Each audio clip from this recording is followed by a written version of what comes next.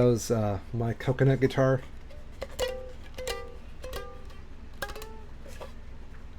Keep this baby on my desk. I could not hear it.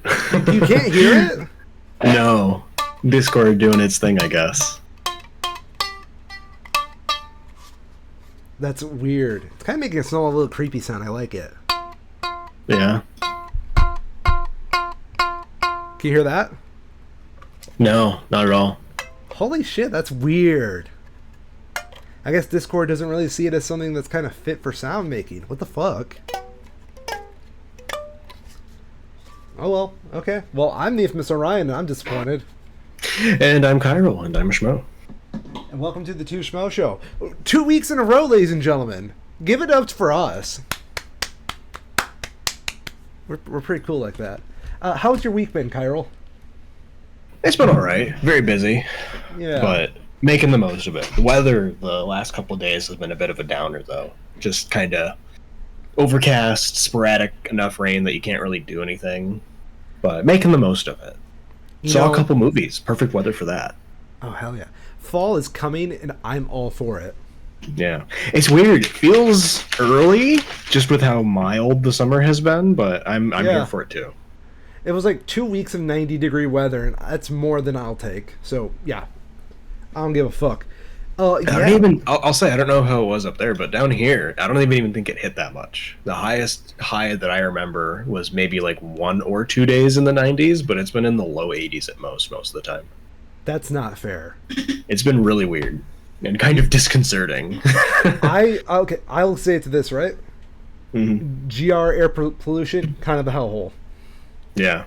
Yeah. Regardless, yeah, it's been a week. Mm-hmm. Did Kamala or Donnie do anything funny? I don't think so. I mean, there's been... Oh, that's interesting. Does this really just not want to work? Huh. What? Well, we'll talk about that later. Reddit stuff. Fair. There's been the usual sort of tit for tat kind of stuff that we've seen for a couple of weeks now. I think the biggest news that I heard this week was that with the whole will they won't they debate thing, it sounds like they're on for now confirmation that the debate is going to be happening, the previously agreed to one. Yeah. So I have to see how that goes. If that actually happens, I'll be kind of surprised, but is what it is until then. Otherwise, what was it? There was something about tacos. Oh, so Waltz was like, I need to eat white guy tacos. Yeah. You know, as someone who has family that are a little bit of the Latino persuasion, I was a little caught off guard by that term.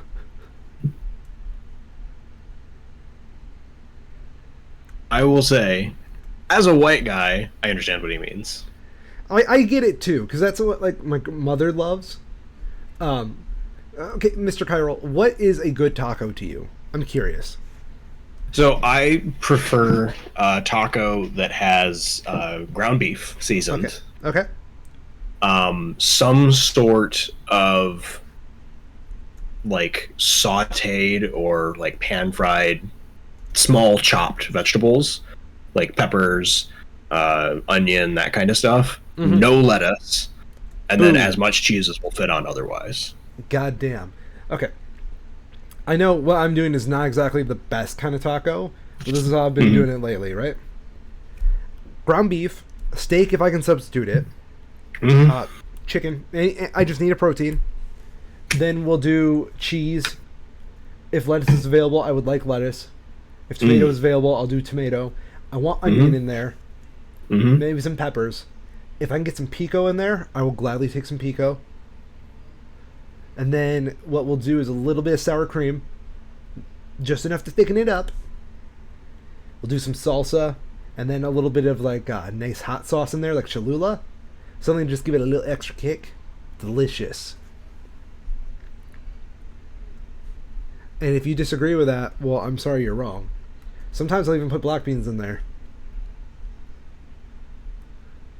This is hilarious. So I had only heard about Waltz's tacos thing like as like a third hand comment from other people talking about it, and it sounded very dumb, so I ignored it. Yeah. This is hilarious. The just like complete fake outrage from this is like it is so good to be back in 2008, you know? Dude, it's so This is funny. peak Dijon mustard outrage. For me, what I love about this whole scenario is like white people gatekeeping whiteness to some degree. Which doesn't even make sense. Yeah. It's just like as if this somehow hasn't been a very normal way to talk about differences in amount of spices preferred from people who have different backgrounds. Like, Europeans aren't that big on the same kinds of spices that people who have South Central American heritage are. That's just like reality. Yes.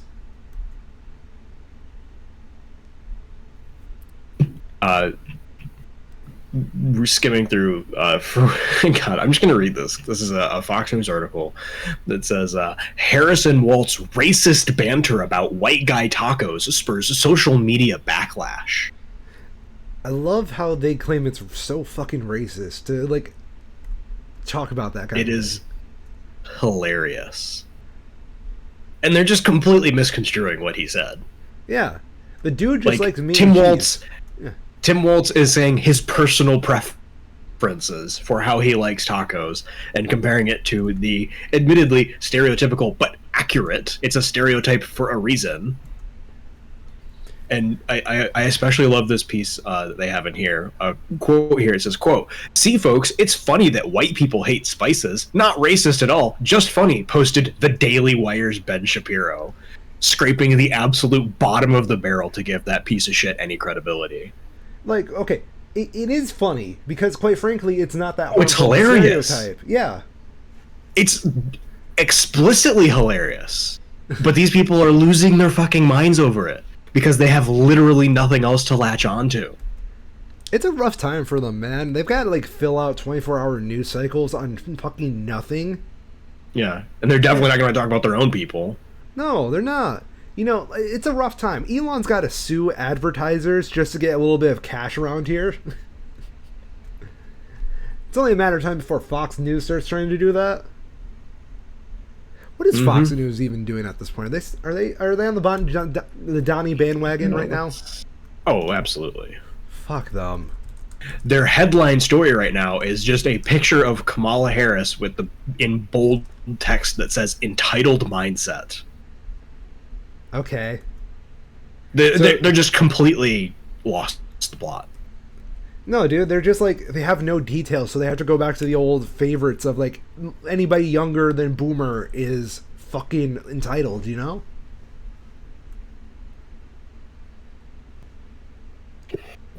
Meanwhile, here's Donnie trying to get the presidency so he can avoid fucking prison.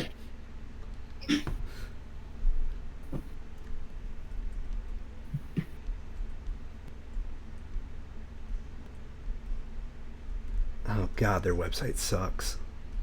You're breaking up pretty bad for me right now, just so you know. But I get the gist. I was on the fucking website and my computer processor was going on fire because they're trying to hit me with so many fucking ads. Can you hear me now? Yes. Oh, thank God. Fox News was trying to silence our show. I'm very curious about this real quick. So... Oh, it's amazing. Fox News. I'm fascinated right now with their website. Just how explicitly stupid it is. Okay. Where it's literally their front page right now. Just going through it, we have anti-democrat, anti-democrat, anti-democrat, Hamas bad, church good, anti-democrat, church good, something about sports with Tom Brady, who fucking cares at this point. Democrats bad, and something about adults having jobs outside of their main jobs. But one in particular that's very funny is that they have on their topic from blue to red, because apparently they need a whole fucking category to try and prove their points here. Yes. They have some article about Gen Z voter points to tampons on Gen Z voter points to tampons as to why he's switching his vote, which is presumably about tampons being put in men's restrooms. Yeah. Because, you know, they definitely... Yeah, it's very funny. Also, just a complete fabrication, just wrong. But yeah, because they're very normal and not paper thin with their emotional responses to anything. But the idea that it's a Gen Z voter as to why he's switching his vote. I looked up the guy. He doesn't graduate college until next year. And if I'm doing the math right, assuming he did a normal 4-year degree, I don't think he could vote in 2020 election. He would have been like 17. So that's funny. Person switching their vote who maybe couldn't vote. If they could, they barely could. They also have VP Harris hasn't had a news conference in blank weeks and counting, and they are claiming that she's not had a news conference in almost a month now, which is obviously not true. Hear me out, dude, right?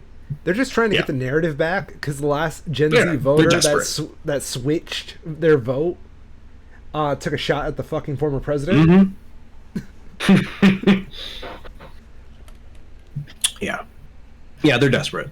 They're desperate. I'm sorry, man. It's very funny to see. They clearly have isolated and insulated themselves so aggressively that they now have no way of reaching out to literally any new viewers who aren't already stuck in their cycle. They were not ready for Biden to just drop the presidency, and they're still trying to pick up where they left off. They were ready for Trump v. Biden version 2. Yep, they're completely lost. Yeah, they had 4 years to prep for that. Mm-hmm. Did you see that video I sent last night of the people just walking out of the Trump rally? Yes, I did. That was very funny. Already barren. I thought we were going to talk about Barron Trump for a second. I got scared. Oh, yeah. I mean, we could, but I don't want to.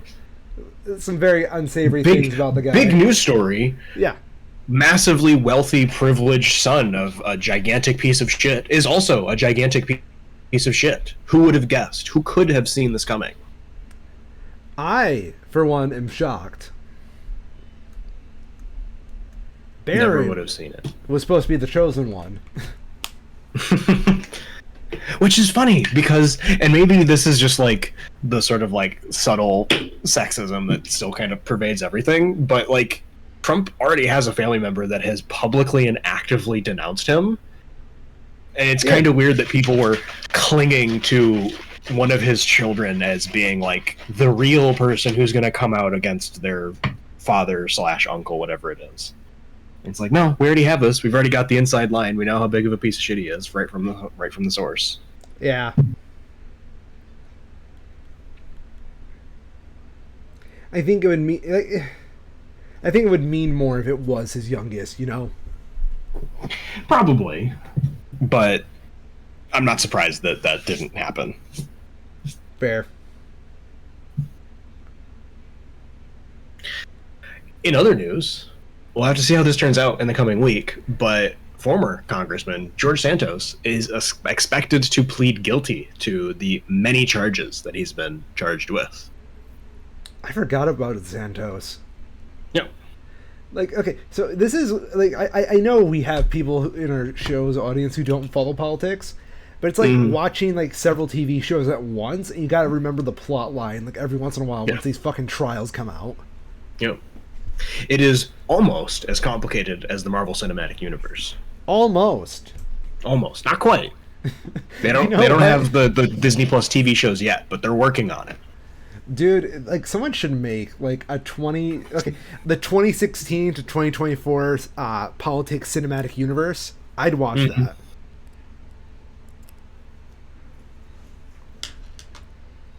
You see, much like the Marvel Cinematic Universe, the main villain might be going to jail, and we've got to switch our narrative real soon because of that. It's going to be interesting. I don't know the exact timeline of it, but from what I understand, Trump's sentencing for his New York criminal case is still scheduled to go ahead on the end of September, and I think that's going to be right ahead of when the debate is scheduled for. That's correct. So it's going to be very funny to see that play out.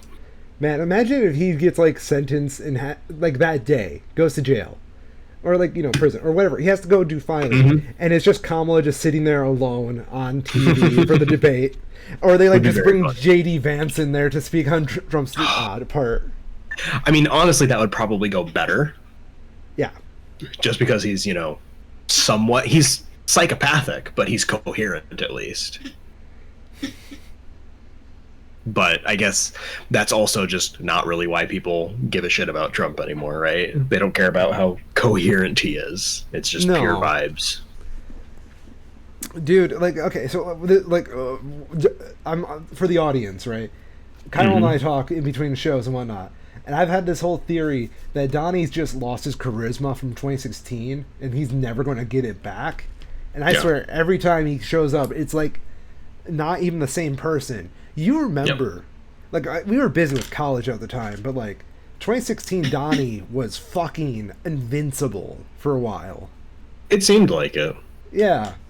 I'd imagine we're seeing, one, he's 78 years old, and also a lifetime of almost guaranteed drug abuse catching up with him. Oh, hell yeah. I always wonder how much drugs he was doing in the White House. Yeah. Reminds me a lot of, like, the old rock star types. Once they get past, like, 70, they just decline really fast as their life choices catch up to them. Have you ever seen fucking Keith Richards nowadays? Not in a while, but I know what you mean. Yeah. So, like, Keith Richards, Mick Jagger, Steven Tyler. Yeah, Mick Jagger, yes. Yes, Mick Jagger definitely. Like, I don't know what the fuck happened to Keith Richards. He's kind of on a rebound lately. Mm-hmm. Mick Jagger, though, he's got to still be on drugs, man. Oh, almost guaranteed. But, he's old, so they're prescription now, right?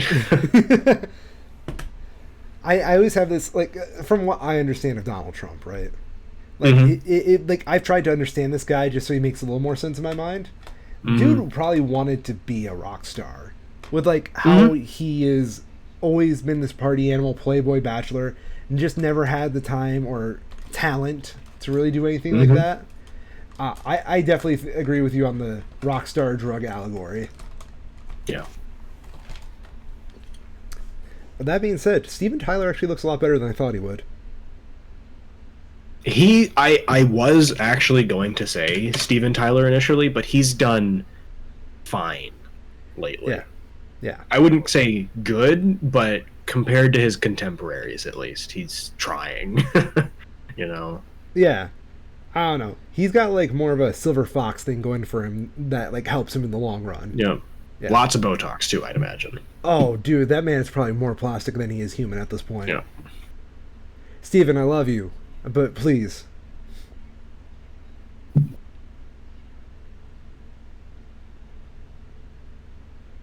I kind of get why they do it, because there's obviously a not insignificant amount of, well, basically narcissism as the reason why they started in their careers in the first place. But I do wish we would see more, aged musicians and actors just, like, retire. Oh, yeah, totally. Because it's kind of weird. Seeing the showing I did today, I saw the new Captain America trailer on, like, a theatrical screen for the first time. And it is just kind of sad seeing Harrison Ford still having to do this shit. Harrison Ford's older than Biden, if I remember right. He's like 85, I think. Yeah. He's too old. Let the man retire. 82. Don't 82. Still, that's too fucking old to be playing a CG Hulk. Biden's 81. I am massively dreading that movie's release. It is gonna be a shit show. I'm excited, dude. It's gonna be a fucking hellfire. Like this will be like one of the four plagues. Yeah, we'll talk about it more later on, I think. But got some movies that we've seen to talk about this week, and I was particularly not surprised, but it did strike me just how fake modern CGI still looks compared to modern techniques being used with practical effects. Oh yeah, I think And, CGI yeah. is staying like really relevant only because it's a spend your way out of Yep. out of a problem. It's like it's a Yep. guaranteed spend your way out of a problem than having to run the risk of doing a prosthetic. Mm-hmm. Because I'll agree with that. Yeah. I'd imagine for the big companies like Disney, there's also a massive like sunk cost element to it as well. They Oh have these yeah. scores of studios that they have basically enslaved into doing their CGI work already, and they're not going to get rid of that because they've already got them, paid for basically. Oh hell yeah, dude. Um, okay, so I just want to touch back on the whole Rockstar thing. Yes, You know who did the retirement thing the best? I'd love to hear it. I have one thought actually, but I'd be curious to see what yours is. Okay, I stand by, and it's fucking me, so you already know the answer. It's goddamn David Bowie. Okay, that's fair enough. Has one heart attack, and he says, "Peace, I'm out. No more touring. You'll get an album or two if you're lucky." What about you? My pick is Rick Moranis. Oh, that is a good choice.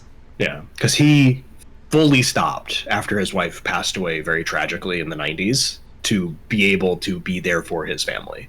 You know, he's got such a solid filmography because of it too. Yes. Yes. It has aged remarkably well. Like, Rick, I know you're listening. Good job, dude. Like, seriously, Yeah. you stepped up, you were a family man, and you left one hell of a career behind you. Like, Dude made some bangers. yeah, I would be happy to see him again, don't get me wrong, but I I respect think I him. did hear now that both of, or I think it's both, but I'm just going to say all to be safe, but all of his children are at the age now where they are basically independent. I have heard that he is considering doing some more acting. I welcome him with open arms, and he will not ruin my perception of him. Yeah.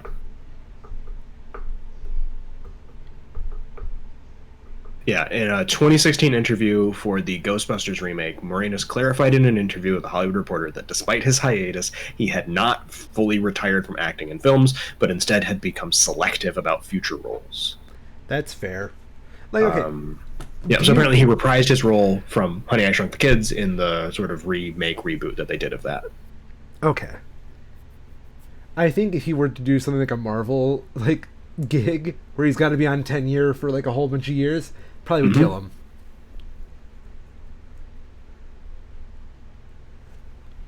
I'd believe it. It's a lot. He'd be a good Peter Parker. He would have been, for sure. He's a bit old for it now, I think. Oh, totally. But I could have in the 90s, totally could have seen that. Yeah. Couple more stories to go through here. The FTC voted unanimously to ban fake online reviews, inflated social media influence, and other measures, with rules set to take place in October. Elon, run. This is going to be very interesting. I'm curious if they don't really have a great roundup of it here, but let me see if I can find a better article about this. No, that's not what I want. Because there's like 7 different things that they specifically have ruled will no longer be allowed. And this is a bad article.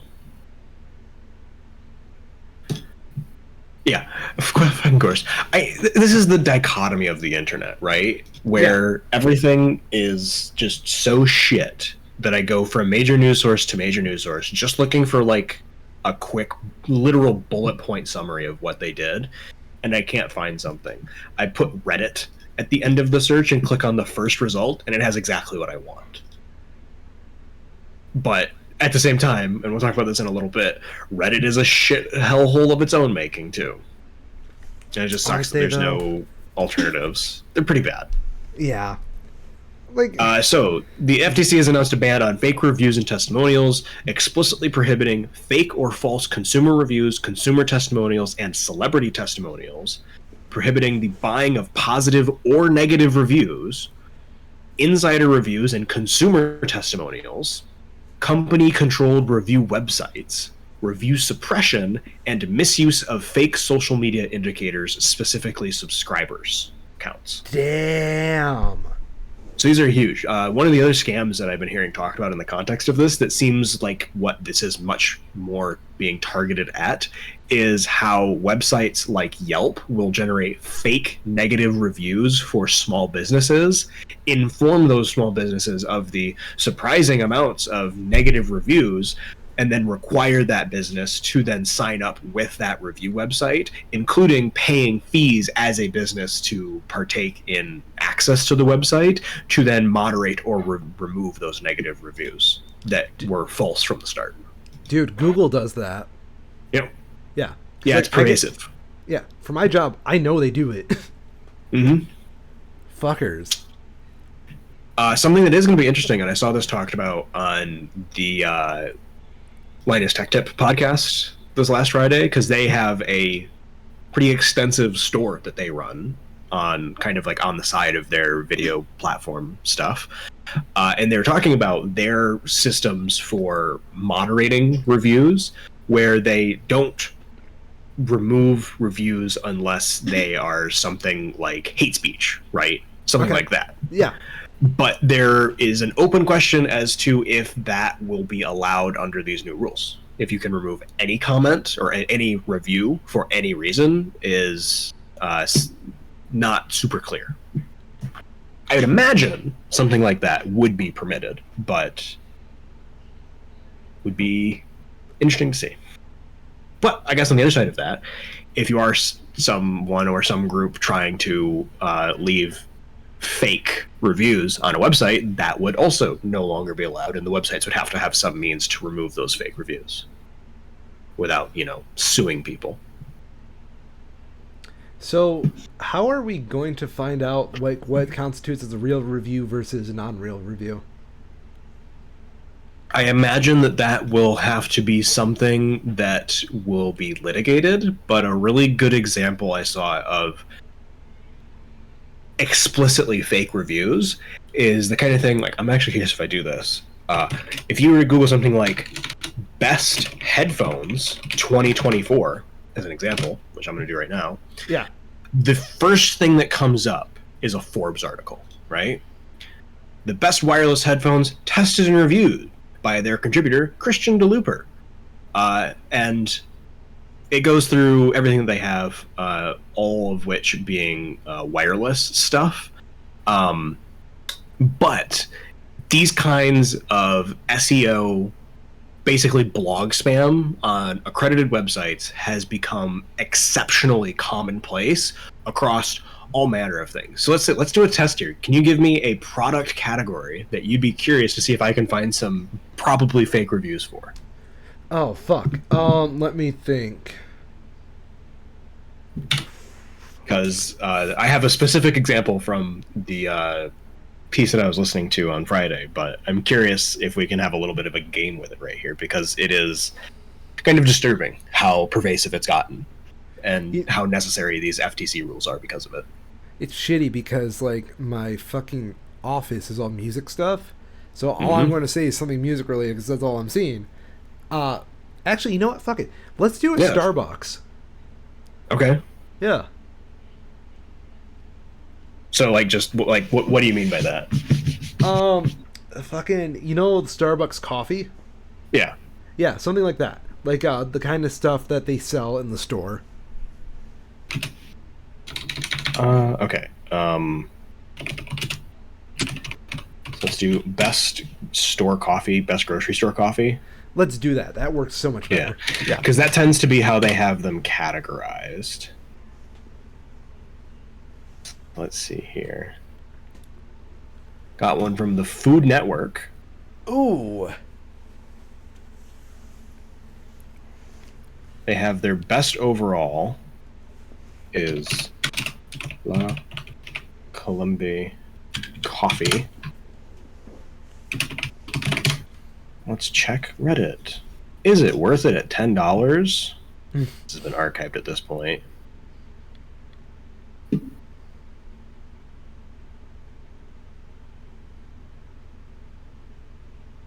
Oh, this is a Costco subreddit, so that's kind of shit.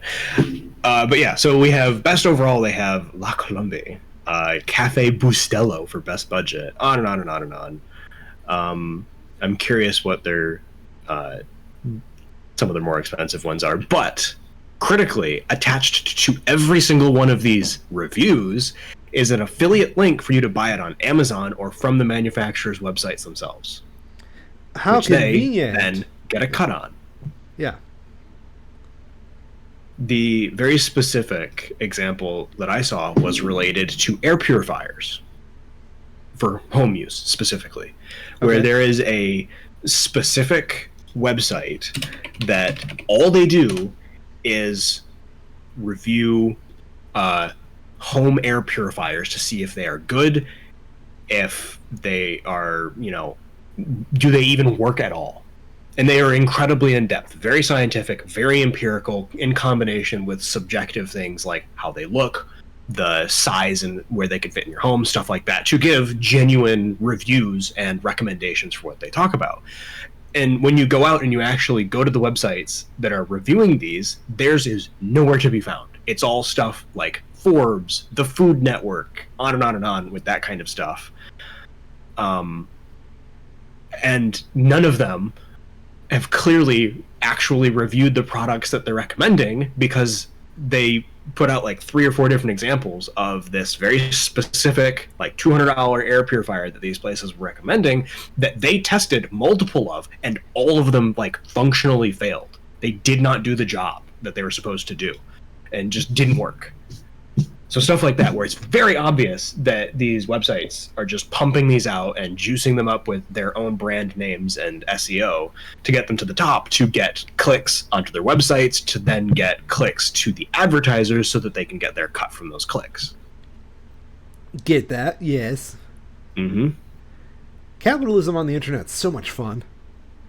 Mm-hmm. Yep. Google did announce that they were very particularly looking at this trend to try and cut it down on it, so that may have happened. I don't trust them to, especially as they're already being given antitrust stuff that we talked about last week. But it is a very real problem. And hopefully things like this will help to curtail that, but it is definitely concerning in combination with the rapid rise of AI-written everything, where you don't even need to pay a person to write a fake review anymore. You can literally just say, write me a review of this expensive product that I want to get ad revenue from. And it'll do it. And then you just copy and paste it. I love capitalism. It's like the best system ever. It's great. Yeah. It's so fucking competitive, and the competition means we win in the end, and we're not being like just points on a chalkboard. Mm-hmm.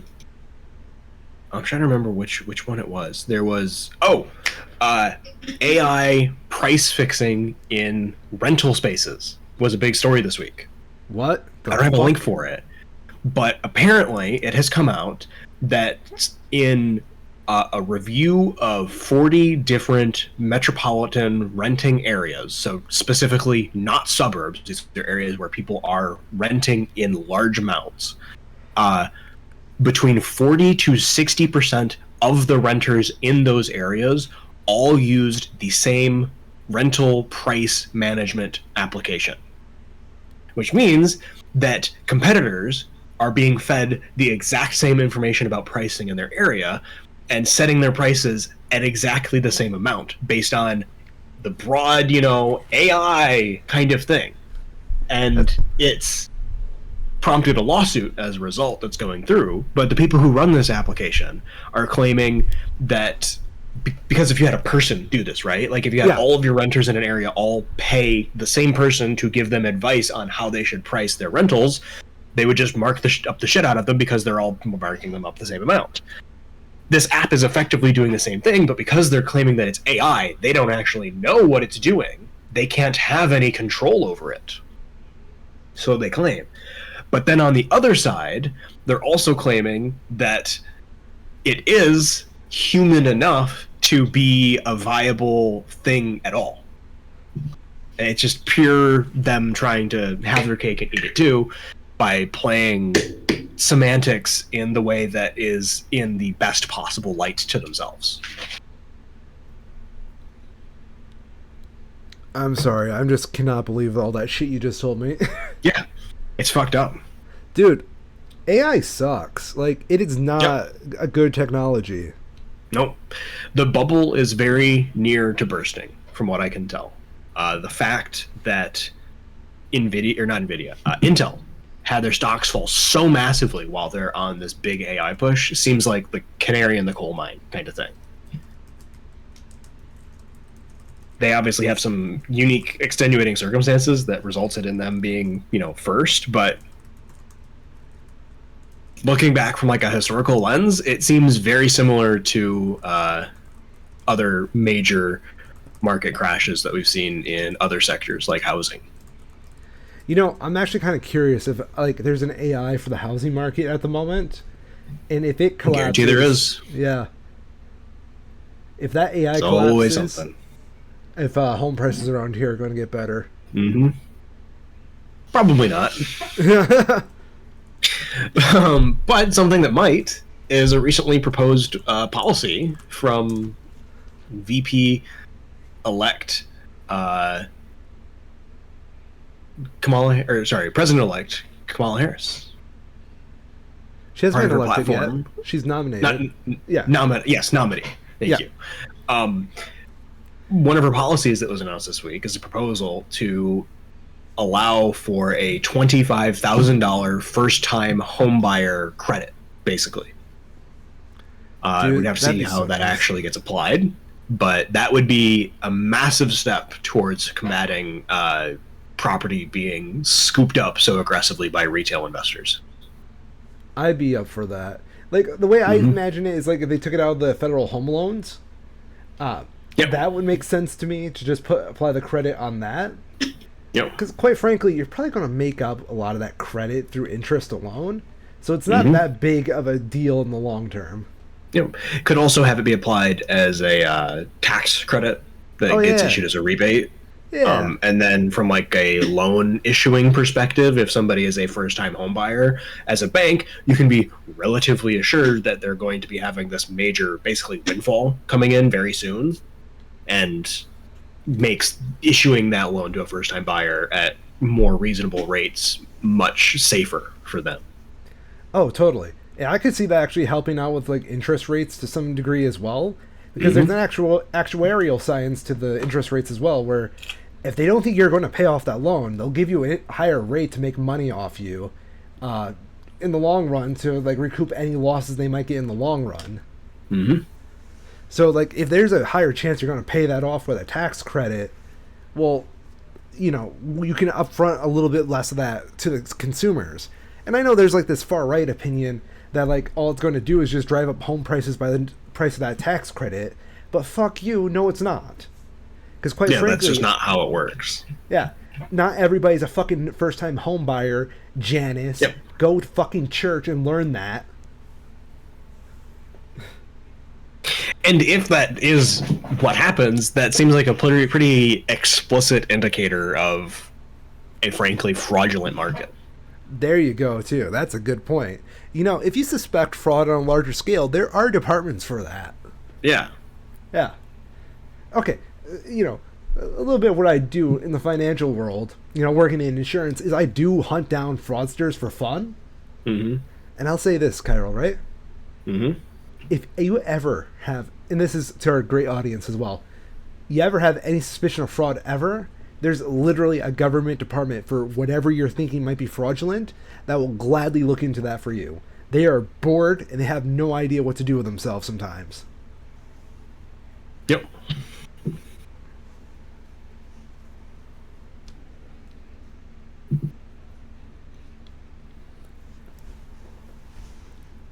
What else do we have? Disney Plus saying that by signing up for their streaming service, you cannot sue them for wrongful death in the event that you get an allergic reaction at one of their related restaurants. Judge, I'd like to argue against that. There should be a statute of limitations on that kind of contract.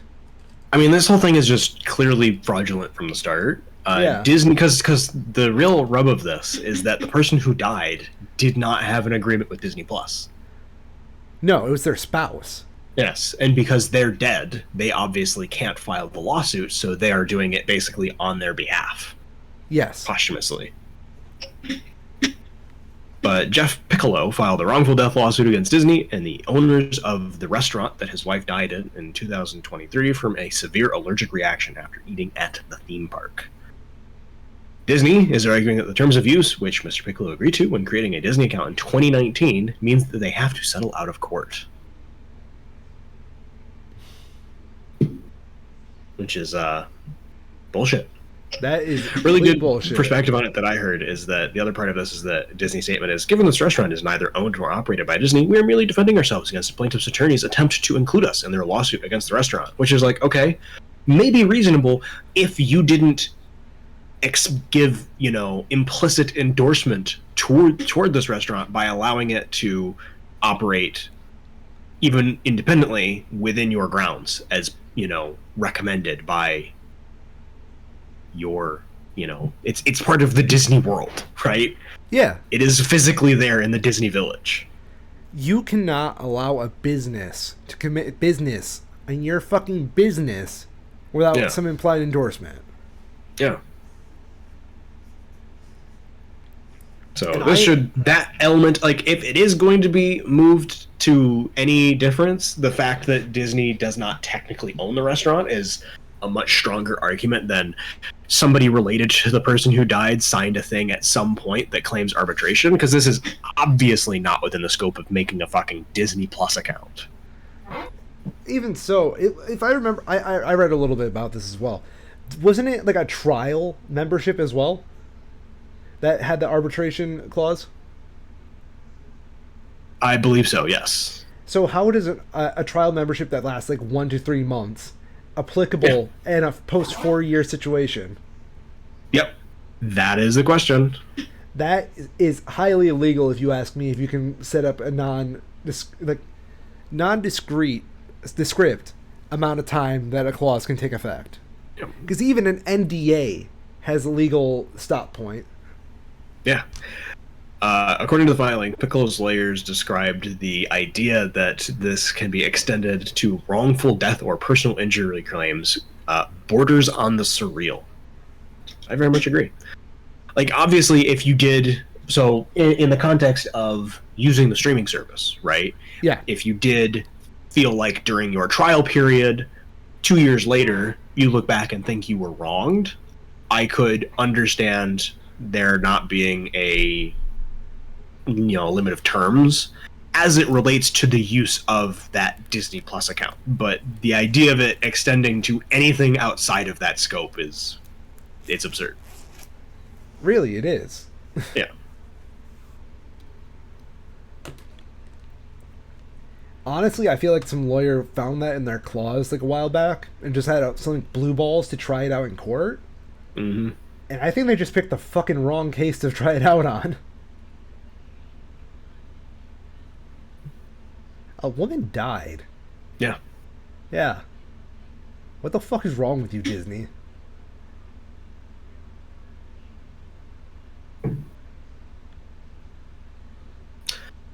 Last piece of sort of real news I have. We talked last week about the Ukrainian advance into actual Russian territory. Hell yeah. And I am very happy to report that this week, Ukraine has held onto that territory and has strengthened their position by destroying a number of key bridges that connect that area to the rest of Russia. Good. Yeah. Oh, I can't do it anymore. So I used to be able to bass boost my mic, by getting real close to it. But this new mic, I can't do it. It's too good. Won't let you. 1 second. Good. There you go.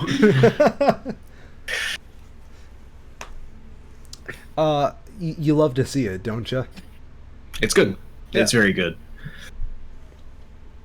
We'll have to see how it continues to progress. A major factor in this that I've been reading about is that the Russian military's conscripts that are stationed within the borders of Russia are apparently, even in comparison to the usual lack of training that Russian conscripts have been given, have been especially untrained.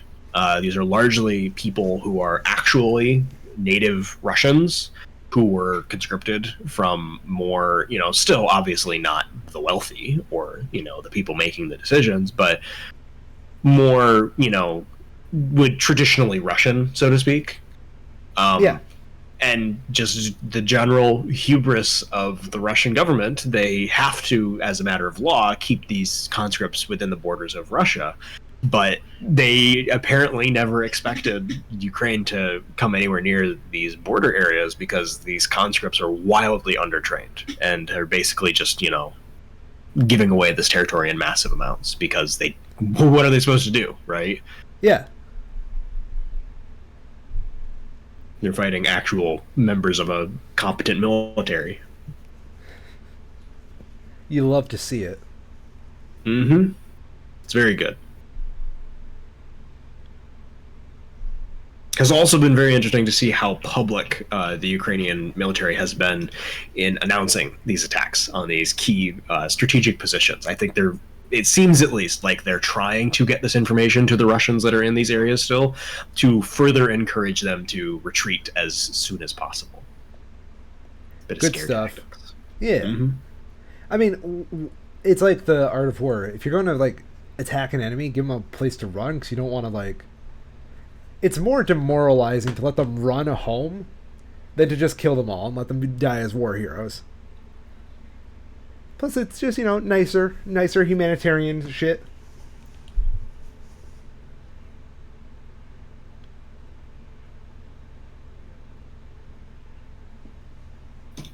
That's what I got for real news, though. Would you like to start going into movies?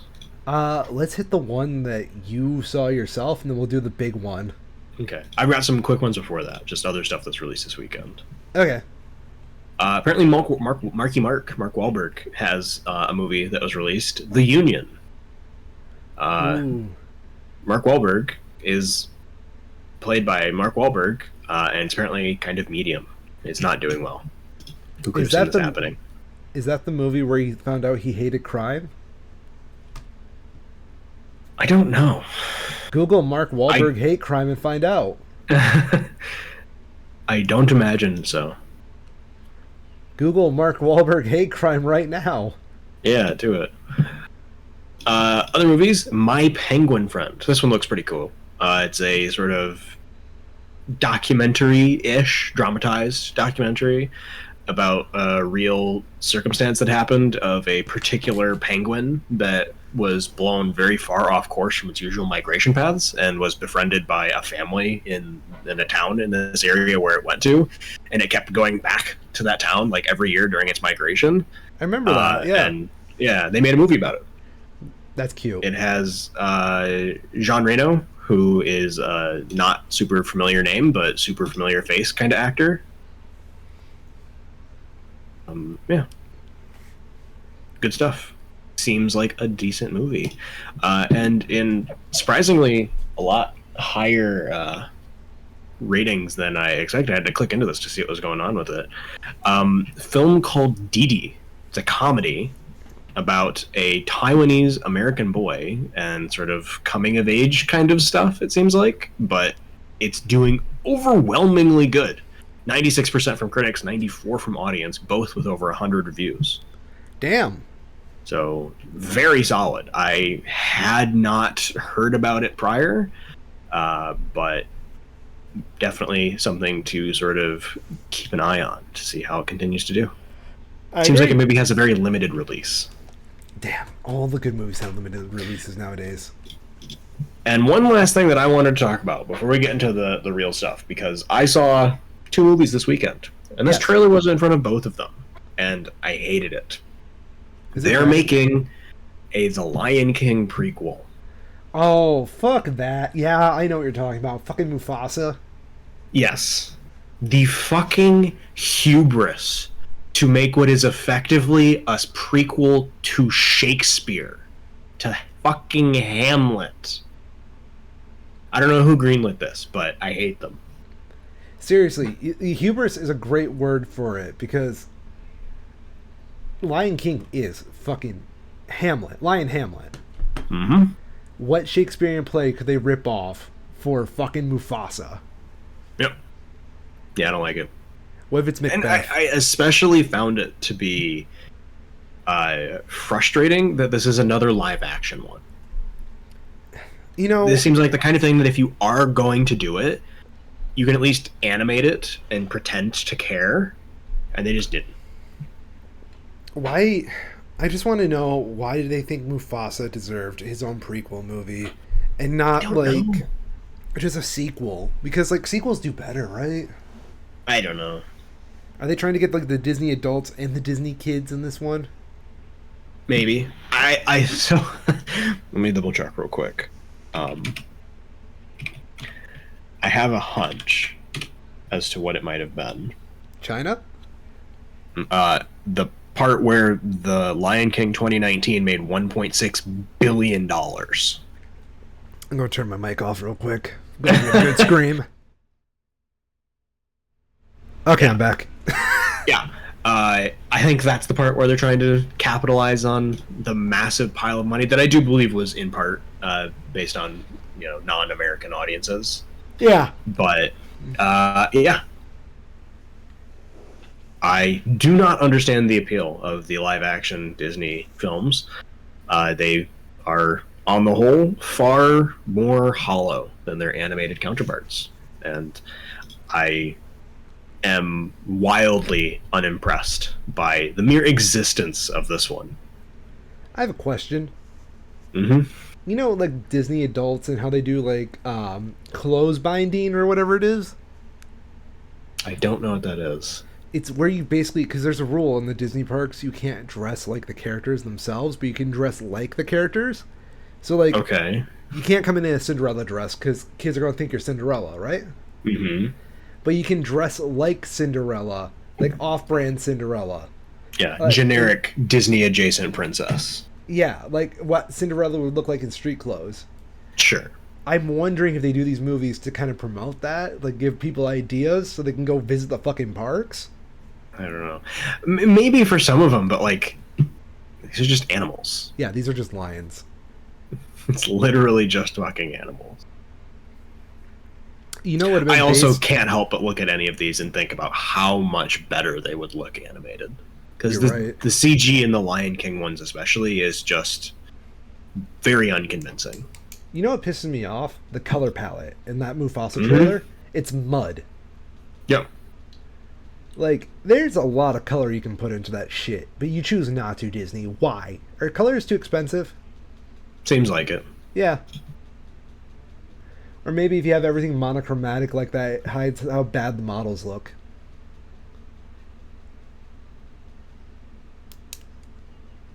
Now, second question I'm going to raise you, Kyril, right? Mm-hmm. Are Disney adults as big of a problem in other countries of the world as they are in the U.S., or do they think Disney adults don't really exist outside the U.S.? I'd imagine that they definitely exist, though I couldn't say to what degree. Fair. I'd be very surprised if they didn't exist at all, though, Yeah.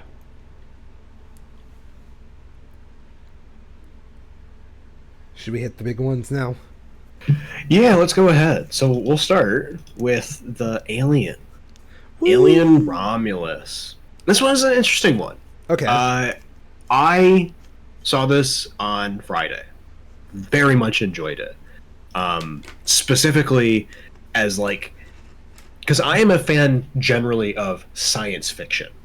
And I have science fiction films and stories that I prefer to others, but I wouldn't say that I'm a fan of like a particular franchise, you know? So like in this case for the Alien franchise, I have seen Alien and Aliens and part of Alien 3, but I've seen basically none of the Alien versus Predator movies. I haven't seen Resurrection or Prometheus or Covenant. So it's a bit of a blank slate for me as to what the majority of the franchise was. All I really know is that, like, I'm going to double check this real quick, because maybe I'm... Were you wrong? We just lost him, ladies and gentlemen. He has muted himself. I actually muted myself. Sorry, I hit the wrong button there. I've always heard from the Alien like sequel movies that they're always just kind of mediocre. That they're not great. Yeah. So I didn't watch them because I don't want to watch a medium movie, right? I'm gonna waste my time. Romulus, though, I heard pretty consistently that it was good. A couple of different reviews ahead of time, saw that it was good. I liked the look of the trailers that were being put out. So, you know, what the hell? Might as well go and check it out. And I did. And I really liked it. And particularly because of those visual elements. It looks amazing. It's like you went back in time to the 80s with a high-tech modern camera and then just filmed it like the 80s movie would have been, with the, you know, the CRTs everywhere, the random lights on all of the computer consoles that mean nothing but look science fiction-y, tight corridors, very, you know, sharp lighting contrasts. Everything's kind of a bit, you know, dingy but still futuristic. Very Alien, the first one, 1979. But very crisp, very sharp. Obviously filmed on modern cameras. Yeah. And to that extent, I was seeing some stuff afterwards that they used miniatures. I love that. Miniatures are so fucking good for science fiction. They are so much better than CG because you can, you know, do the lighting right when you're actually shooting it. You don't have to worry about doing some CGI post-processing stuff later. So they used miniatures, they used costumes where they can, they used practical effects, and it is wildly effective. The other side of it, though, is that it is very much, I think, what do they have it on the Wikipedia page? It is an Alien interquel film. Whatever the fuck that means. It's apparently somewhere between Alien, the first one, and Aliens, the sequel. It happens somewhere in between there, but it's its own thing for the most part. But it seems to very happily wear the fact that it is basically the best produced Alien fan film proudly on its shoulder. So for me, having only really seen like 2.5 Alien films before this, I didn't pick up on a lot of the more overt references that people were not fond of in seeing some of the reviews, but there was definitely a couple of parts, some specific ones. There's a character that takes the line from Aliens where it's like, "Don't touch her, you bitch," or whatever. Okay. Very memorable line from Aliens that makes a lot of sense in the context, because you have Ripley trying to save the sort of like daughter surrogate that she's come across in the course of the film being attacked by the alien queen mother. So it makes a lot of sense as to the tone of the line and the delivery and the words that were used. Having it in this context is basically just there to have the line, and it is quite awkward. Another instance, they apparently did a mix of like CGI plus deepfake to use the likeness of Ian Holmes, who plays the android synthetic in the original Alien film. And a lot of people found that to be very off-putting. I didn't realize until talking to some people after the fact that it was fully CG'd. I just didn't really think about it at the time, having not seen most of the Alien stuff. I just assumed it's just like, oh, that's just what that robot looks like, I guess. Didn't really think about it past that, but he's passed away at this point, so they obviously couldn't just have him reprise his original role, and it'd be like 50 years later, so that obviously wouldn't work for other reasons. But yeah, I didn't get hung up on that. Other people did, and apparently there is a lot more stuff like that that is far more derivative from the previous Alien films that I did not realize at the time. But I enjoyed it a lot because of that. I wasn't being distracted by those elements. And there was a lot of things that they still did for this movie in some of their like sort of like action set piece type scenes that I think were original to this, as far as I understand, that were really effective that I really enjoyed. So I personally would absolutely recommend Alien Romulus. It was, about the perfect length, I thought, maybe slightly on the long side, but very much enjoyed it nonetheless. That's fair. Mm-hmm. I appreciate a lot more that this sounds like it is not like a fan film, but like it's made in such a way I don't think a major Hollywood franchise would be made today, and for that I respect it. I do think it's very fair to call it a fan film. When you really start to dig into it and analyze it, in terms of structure, it is almost identical to the original Alien. Okay. And I think that's intentional. To me, this isn't meant to be a movie for the diehard Alien fans, because I think that's a bit of a dying breed of viewer, given the reception to the last two in particular when they tried to do this. This felt to me like a movie for people who saw Alien, who are familiar enough with like broad strokes what the xenomorphs are, what the dangers that are present are, and don't really care about the other stuff. And it does lean heavily on its predecessors to get to that point, but it's very good in doing so. It's very amusing. Brilliant visuals. Like, I want to send you, see if I can do this one. No, I won't, because Rotten Tomatoes sucks. So I have to take a screen snap. But just an example of like one of the shots in it. It just looks beautiful. That is really pretty. It's peak 80s science fiction, and I love it. I also noticed, I don't know if this is just something that Alien as a franchise has done a lot, but I was picking up really obviously in the score on major influences from the score in 2001, Space Odyssey. Really? Yeah, which kind of surprised me, because I've obviously seen Alien, and it wasn't really present in that, other than the fact that, 2001 was like the first one, so everything's a little bit derivative of it.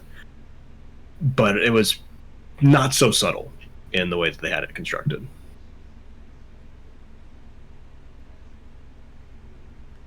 You know what this image reminds me of? The one that you just posted?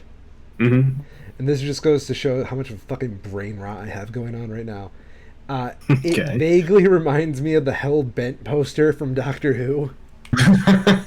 Yeah, I get that. Same sort of palette, same framing. Same framing, same color of the figure. Capaldi's just facing the camera, whereas this actress is not. Yep. Yeah. So something I will say as a bit of a warning for it is that, like most of the Alien films, a large element of the horror of it is sometimes subtly, sometimes not so subtly, adjacent to, sexual assault, for lack of a better word. Yeah.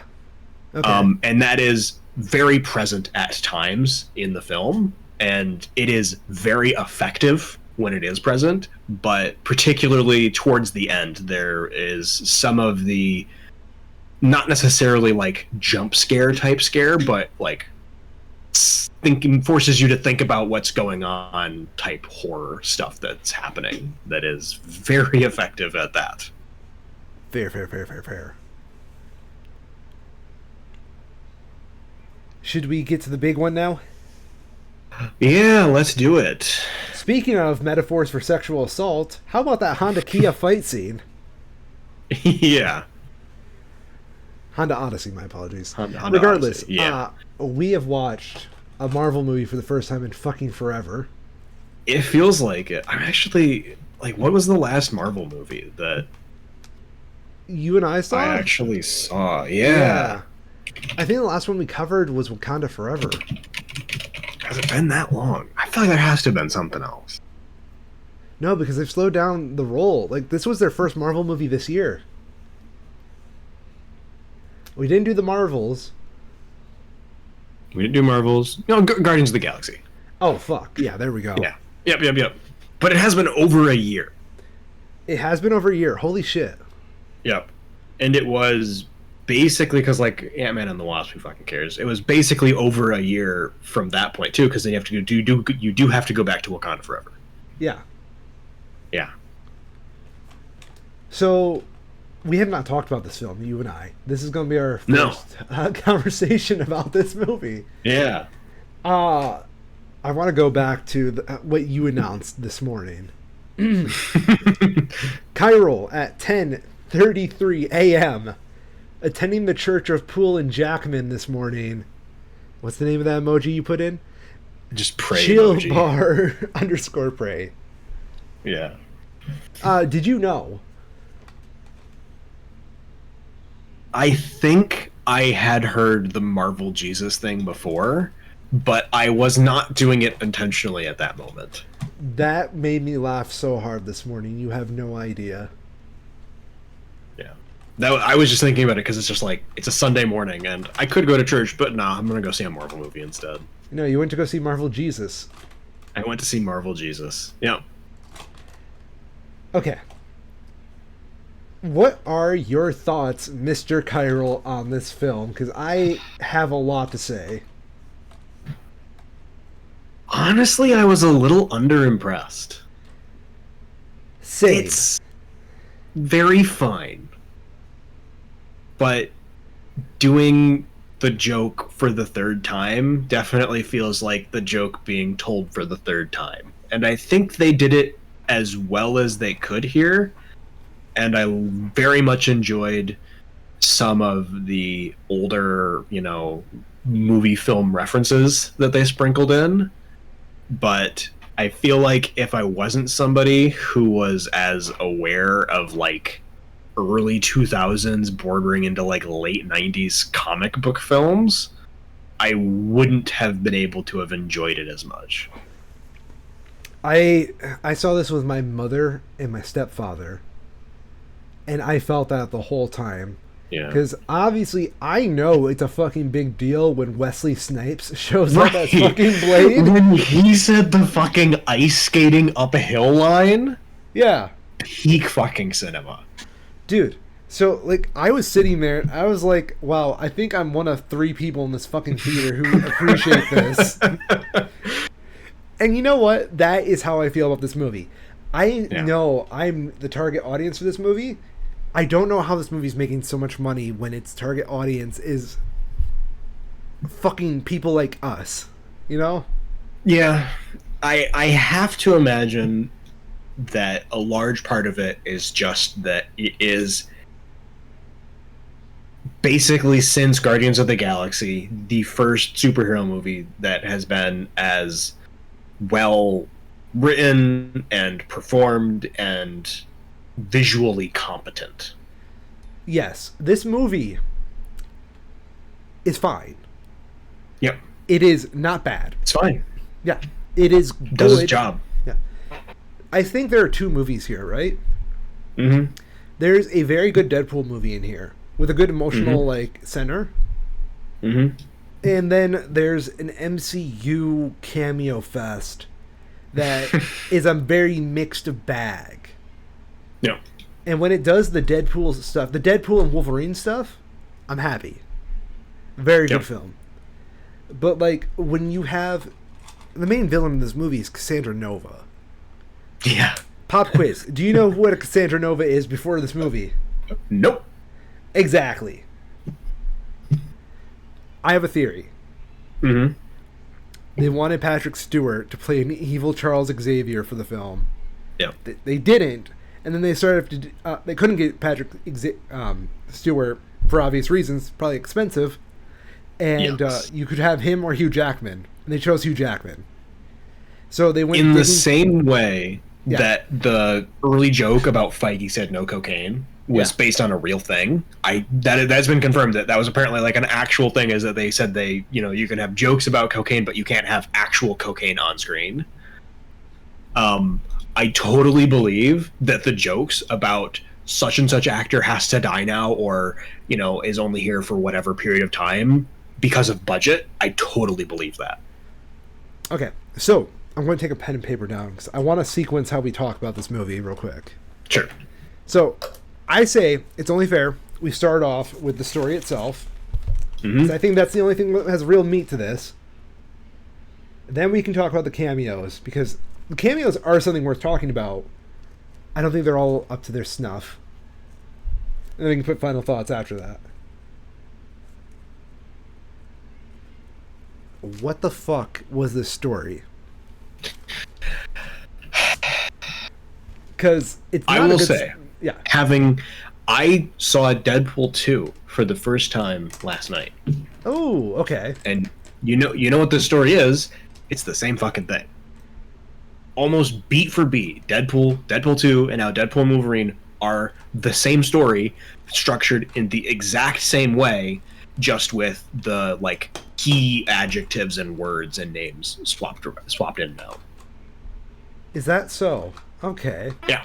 Yeah, I'm trusting you. They all start what is it in media res, where you're like half an hour in the future, and then you have a flashback to what happened before them. Yeah. All of them start in that exact same way, where it's awkward situation that Deadpool is in that we don't have the full context for.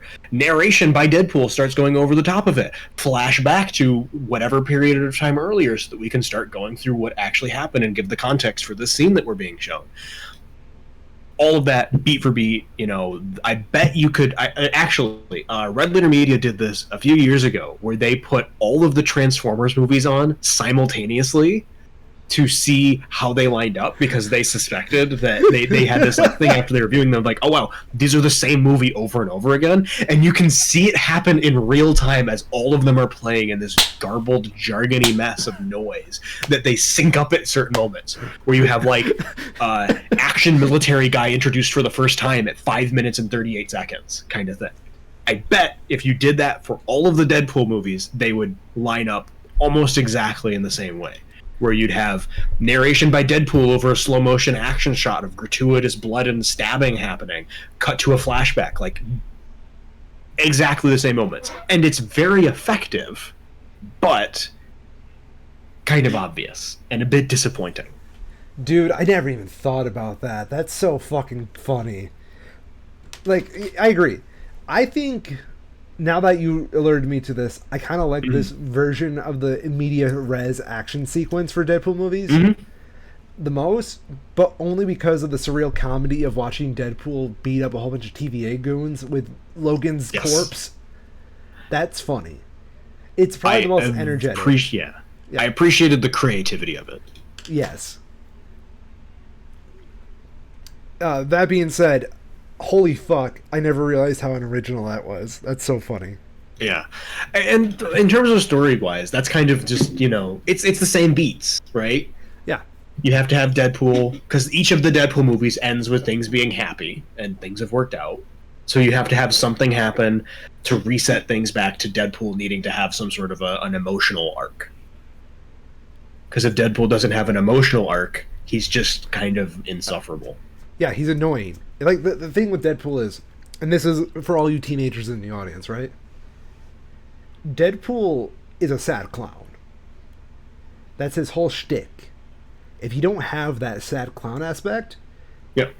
Oh my god, kill him as fast as possible. Yep. Yeah.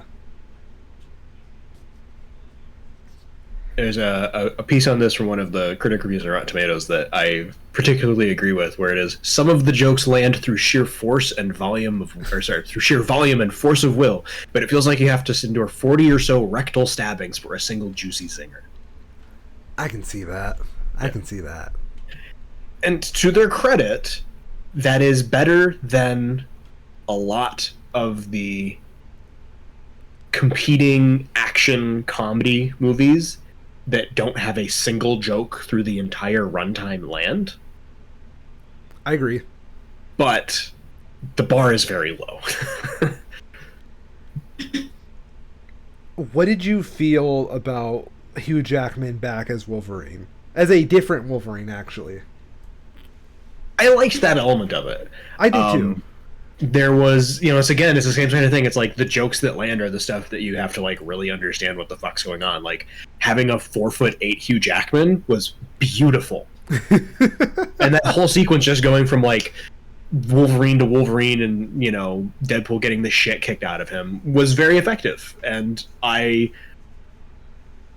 think that Hugh Jackman's obviously a phenomenal actor, and he does a great job here. Like, how old is he? He's not young 60s anymore. Yeah.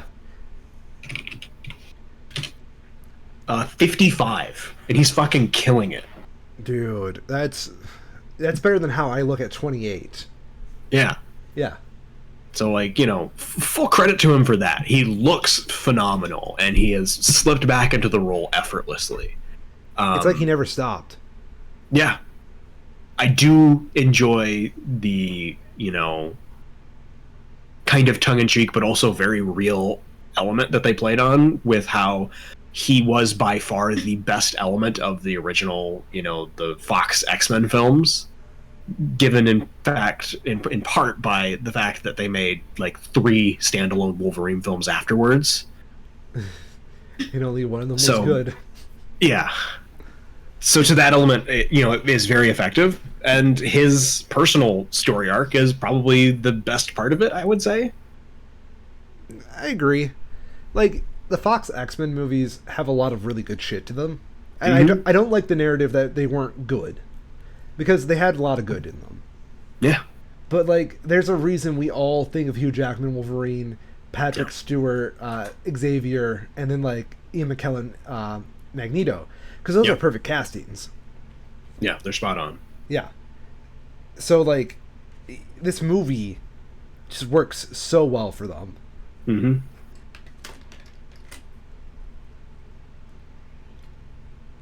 I was going to ask, I need to look this up. Is the person who played Gambit the original actor? I think so. That was Channing Tatum. Yeah, it was Channing Tatum. Okay. Yeah. It has been so. Like, what movie was that even in? Was that in X-Men Origins? I think. Origins? Yeah. I almost entirely forgot that he was even in that because he's barely in it. He's in it for like 2 scenes. Yeah. He was only in there to set up like a Gambit movie later down the line. Yep. I will say this: it was surreal seeing Channing Tatum as a fucking comic accurate Gambit. Yeah. Absolutely. It was very funny to see because it obviously Wolverine's like classic comic book costume was in full force here. Having that alongside Gambit looked so fucking goofy compared to how relatively normal everyone else was dressed, especially Elektra and Blade. Oh yeah, they just look like people. They look like they're going to a fucking rave. Yeah, and Gambit's got his dumbass fucking like forehead band thing. I dig it. Like that. It's a look. It works. Yeah, like the longer I saw him in it, the more I was getting down with it. Yeah. What were your thoughts on the whole bringing back the old Fox gallery? Because clearly they couldn't get Matt Damon back. That was funny. Yeah. I liked it a lot. Particularly Wesley Snipes returning as Blade was amazing. Getting Chris Evans as Johnny Flame. Beautiful. It's Johnny Storm, yes, sorry. Beautiful. Perfect bait and switch. I think that was probably, if I had to pick one, I think that was probably the best joke of the movie, was having him be, cloaked and Deadpool reacting and then revealing who it is, and then the reveal of, oh no, it's not Captain America. Just perfect. Yeah. No notes. That is no notes. The fact that they got to that part of the movie without spoilers. Yeah. No notes. I don't know how they did that. That's amazing. Yeah. It was very good. I did appreciate how they just made him a cussing machine as well, since Captain America was legally not allowed to swear. Really? He was legally not allowed? I think that was part of the character writing, is that they said he's not allowed to swear. That's funny. Makes sense, but Yeah. that's good.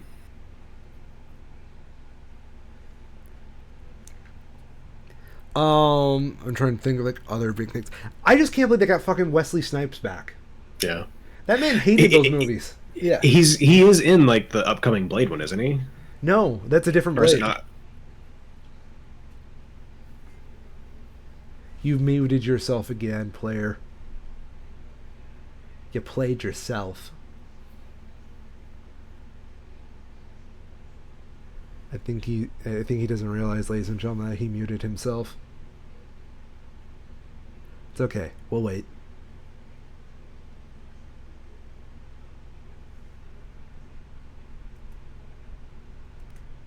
Okay, he's back.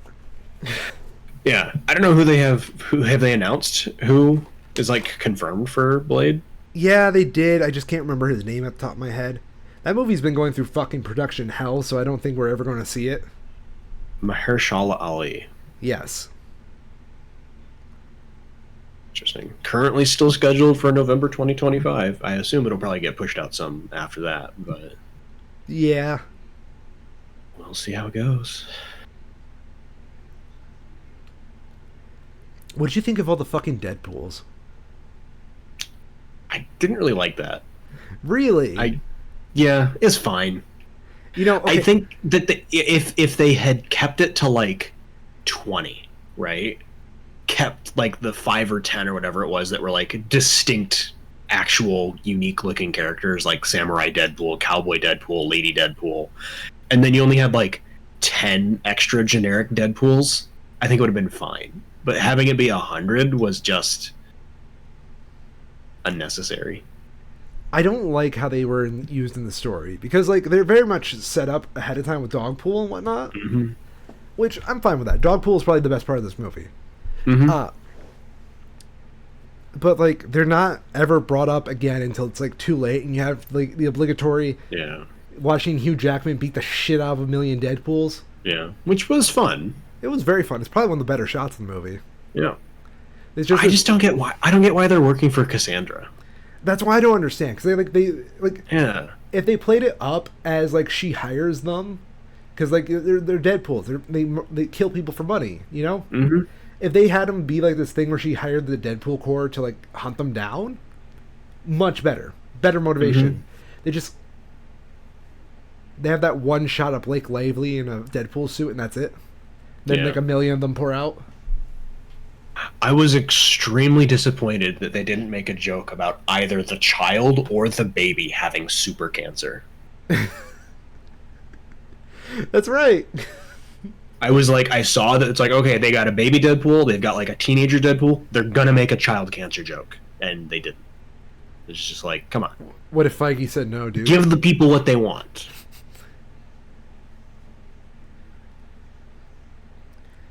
Oh, what else was there in this movie that was worthy?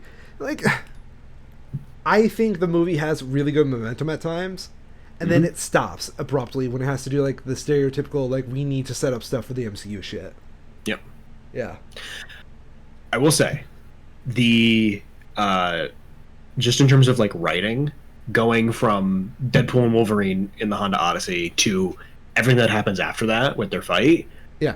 incredibly lazy that they couldn't think of anything better to do than how they did that. Everything past that to like the very end, like I don't like that chunk of the movie. Like when I start getting back into the movies, like during the Deadpool fight, just because it just shows they do have some creative energy left. It's just like there's this whole obligatory assault on Cassandra Nova, meeting the cameos part. It's just like it's kind of dull. Yeah.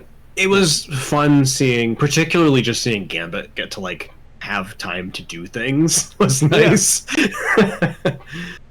I will say, it was kind of, and I guess maybe this is just because this Juggernaut is just like a shitty one or something, but I found it very funny that, because I just watched Deadpool 2, they obviously have Juggernaut in that one, and he's literally fucking unstoppable, and in this one they just cut his feet off and he's done.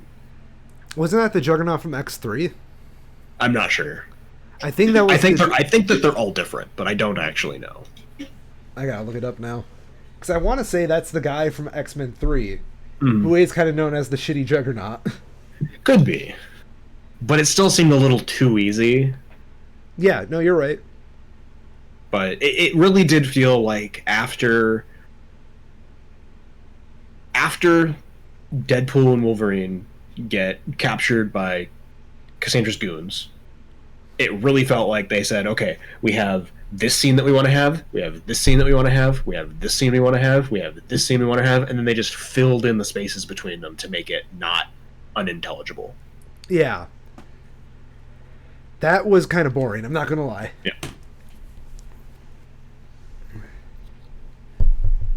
Because, like, I don't know. I was okay with the Laura stuff. If it was just, like, Laura and Blade, I'd be cool with it. Change Tatum was a cool bonus. I did not feel anything about Jennifer Garner coming back. Yep. Same. Yeah. I'm sorry. I know she's a good actress. I know she's, Yep. that movie probably deserved a little bit more love than, intended, but she was, like, the most... No, it didn't. Laura made sense plot-wise, because you need to develop Logan. You have Yes. Wesley Snipes just for the what the fuck factor, and then Gambit in there For because laughs. yeah, like that was the most creative part of the whole movie in my opinion. Full marks to the people, working in costuming and scripting, that they didn't put her, Jennifer Gardner, back in the 2005 Elektra outfit. That wasn't the outfit? Not for the whole movie, at least. The one that I always remember is the red one, Huh. which I think is more typical. I never saw the Electric movie. I know I saw the the Daredevil movie from that time once. Yep. Yeah. It's not great. Uh-oh. Oh, yeah, that's cheesy as fuck. Yep. What they went with was a lot better. Though, Yeah. I will say, from what I can tell, the red is accurate to the comics. Yep. But the outfit that they had in Deadpool and Wolverine, everything else wise, was more comic accurate. Like, this being basically just a corset and yoga pants is just not accurate at all. It's got I don't know little why they raggies did around the that. arms. Jesus. Yeah. But it was, like most of the movie, it was fine. And it's all in service of getting to the points, the jokes that they wanted to tell. Yeah. I'd rather she be in the movie and not be needed than to, I guess, not be in the movie and just be forgotten. Yeah. Yeah. I agree. And I will say that just having it be kind of, scattershot like that, right? Having as many people as possible rather than risking missing someone, I prefer that approach. The only one I was missing was, like, the Matt Damon Daredevil, because I hate that Daredevil adaptation. But, like, I get it if you can't get him. It would have been very funny to have a scene with Matt Damon and have, like, Deadpool, like, throw a brick at him or something, assuming it's Daredevil Matt Damon, and have it turns out that it's Asgard actor Matt Damon, and he just gets hit in the head with a brick and dies. That'd be so fucking funny. That would have been good. But I can agree with, not wanting to pay Matt Damon's rates.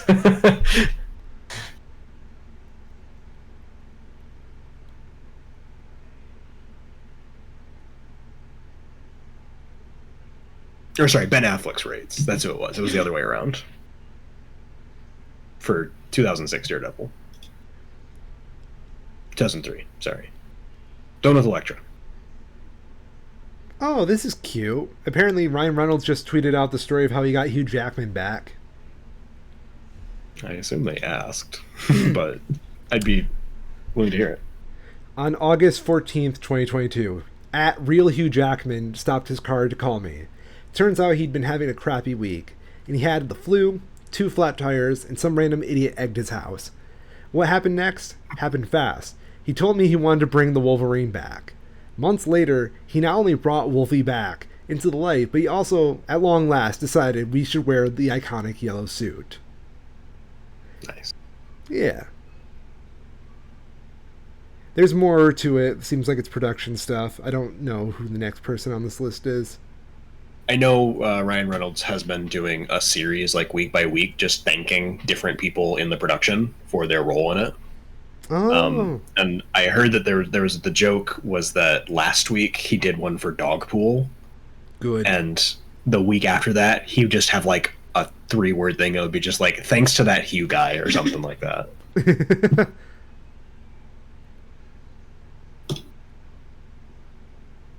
But yeah, I don't know. On the Marvel Cinematic Universe scale that we've been going through lately, I think it's, a pretty decent step up from what we've had recently, other than Guardians of the Galaxy 3.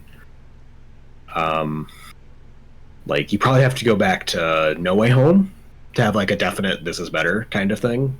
Yeah. But it's been a bit of a drought. I'm actually just scrolling through it now, and it's just like we had Endgame and Far From Home in 2019. Yep. And then we didn't really have anything until Shang-Chi and No Way Home in 2021. And it was kind of nothing until Guardians 3. And then the same thing until this one. So they're like one good movie for every 2 flops. Honestly, that's still better than how Sony's been doing it. It's true.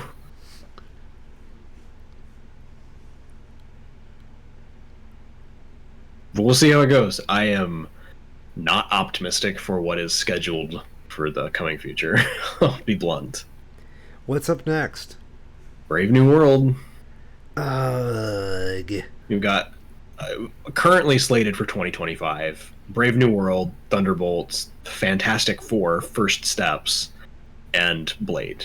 We'll see how much of that actually gets put out in 2025. It seems like Brave New World, Thunderbolts, and Fantastic Four are well into production at the very least. Blade doesn't even have a director announced yet, so that seems a bit of a long shot. I'll say this, right? I'm very excited for Fantastic Four. Yeah? Yeah, I'm an optimist. I want it to be good. I just can also look at the Wikipedia page and be like, oh yeah, it's been a minute, and know that I probably shouldn't get my hopes up. Because they're due for a couple of stinkers. Hopefully it'll be Brave New World and maybe Thunderbolts. Thunderbolts is going to be weird. Brave New World, I have no hope for. Like, I don't know, the CG just, like, we obviously haven't seen a lot of it. yeah. But it is not a good feeling when there's so little CG that we have seen and it doesn't look good at all. It's like they haven't had to animate the Hulk in like 4 years and they just forgot how to. What are you talking about? They animated the Hulk for this movie for like 5 seconds. Like 3 frames. Yeah, dude. Yeah. I would have liked it if they had the Hulk just like split Deadpool open like during that scene. Just grab him, split him open, move on with the montage. Yep. Yeah. So Deadpool and Wolverine, where do you put it in the trilogy? How would you rank them? Probably 2, number 2. Mm-hmm. So I'd probably put it Deadpool 1 at number 1, Deadpool 3 at number 2, Deadpool 2 at number 3. Mm-hmm. Not because I think 2 is very bad. It's just I don't feel like there's much to it that I can remember. Yeah. I'd agree with that. I think I'm always surprised that Deadpool and Deadpool 2 are so close in critic review scores, because the first Deadpool just felt like it did such a better job of getting that lightning in a bottle moment that Deadpool 2 tried to do and succeeded at times, but never really got quite to the same level. I think my problem with Deadpool, like Deadpool 1 was an uphill battle and they knew it. Yep. And it definitely feels like an underdog story compared to like everything else. Deadpool 2 I felt got cocky. Deadpool 3 I think has more of an emotional core for that Fox era of Marvel movies. Like, we didn't even talk about the ending. Like, the whole, the B-roll footage thing they do at the end. That was very fun. Yeah, they played Green Day's Time of Your Life, fucking playing like all the behind the scenes stuff of that whole cinematic universe. You Hmm. know, that was charming and lovely, and I'm glad they did that. Yeah.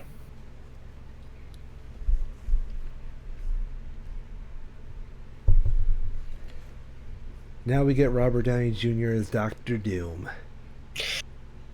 Yeah. I don't know.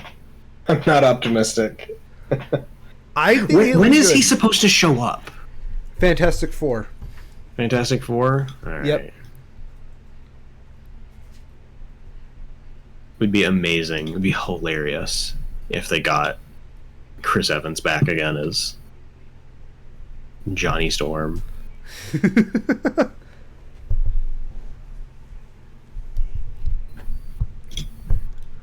I'm curious to see. No, they had that already. Yeah, Pedro Pascal, Vanessa Kirby, Joseph Quinn, uh, Eben Moss Bachrach, best known for his role in The Bear. Interesting. And Joseph Quinn, Stranger Things. I guess we'll see how it goes.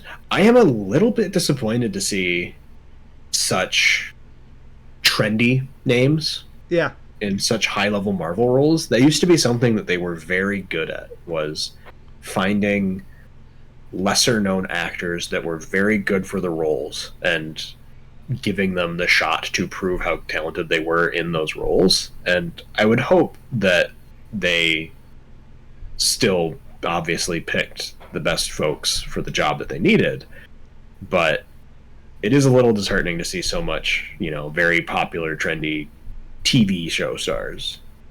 That is a weird thing I found about this. I don't think any of them have been in a big movie.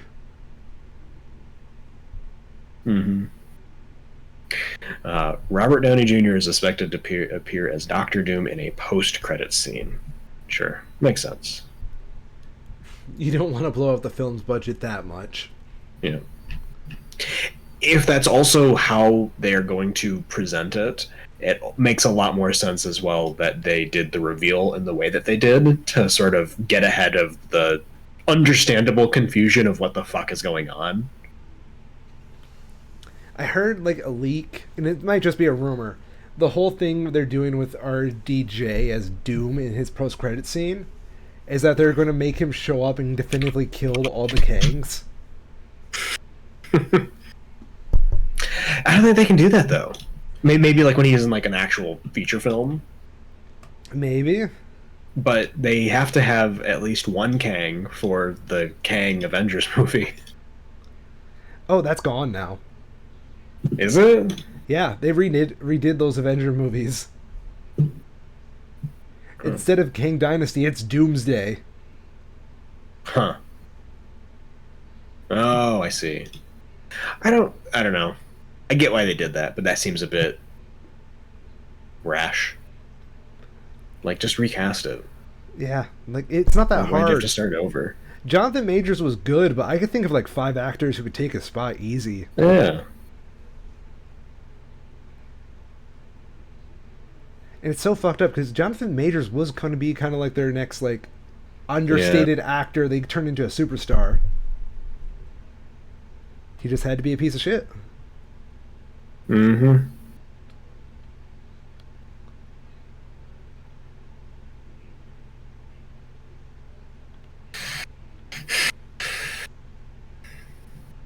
No, I'm not optimistic for it.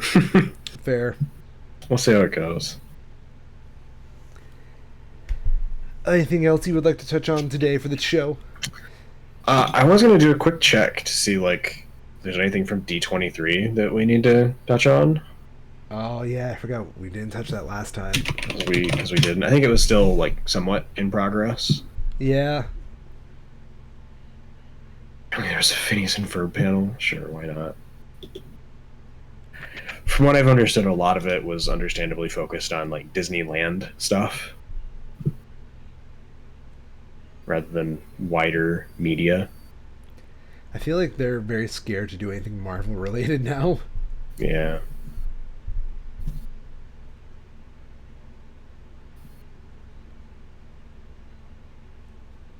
Yeah, just skimming through it, it seems like, I mean, just as an idea of what I searched, what I'm finding when I searched D23 highlights, the very first one is Disney Entertainment Showcase highlights, the D23 website, and then coaster101.com.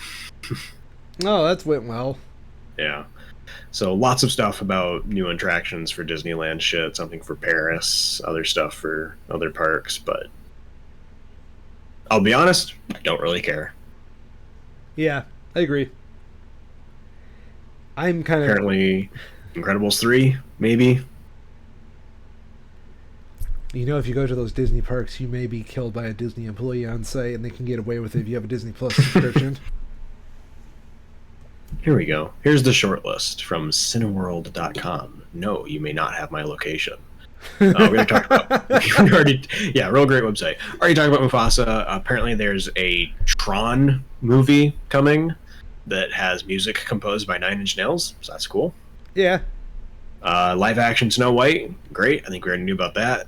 Brave New World, already knew about that. Frozen 3, sure, why not? Zootopia 2, I think we already knew about that. Incredibles 3, sure, made a lot of money, might as well. Pixar's something called Hoppers. Oh yeah, that's Avatar but with beavers. Sure, why not? Confirmed that Pixar is building a completely new project called Hoppers, a body swap movie about a beaver and a human who exchange bodies. Oh. That's what I meant by Well, Avatar but sucks. beavers. Yeah. Features John Hamm and Bobby Moynihan.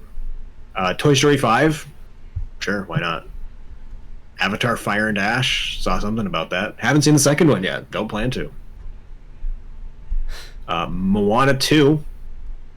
That's cool, I guess. Moana Good for 2 them. soon, First one wouldn't did it? well. So, yeah. It's kind of wild. This is like peak 2024 internet. Moana 2 announcement that the trailer that they have not released for it yet will be announced later this year in November. So it's an announcement for a trailer for a movie. Just like, okay. Hell sure. yeah. Yeah. Great. Yep. We're winning. We're winning, Yep. fellow nerds. Apparently the Avatar 3 thing was just concept art, which, great. Isn't that all that Avatar is as a franchise? Pretty much. Yeah.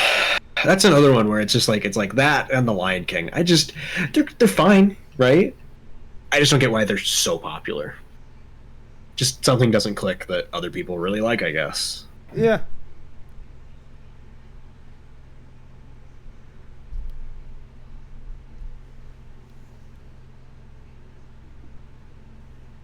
Jesus. So they have Frozen 3 with no date, but they've confirmed it's a thing, and that also a fourth film is being made. Why not? Oh, this is kind of fun. For Zootopia 2, Ke Kwan has been confirmed to be voicing the sequel's villain, a venomous viper. So that's See fun. him being a good villain. Yeah, glad to see him getting good work. He's such a good actor. He needs to stay in the public conscious. I hope so. Yeah.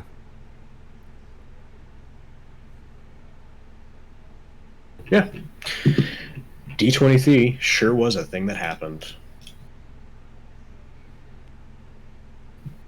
Anything else? I think that's all I got.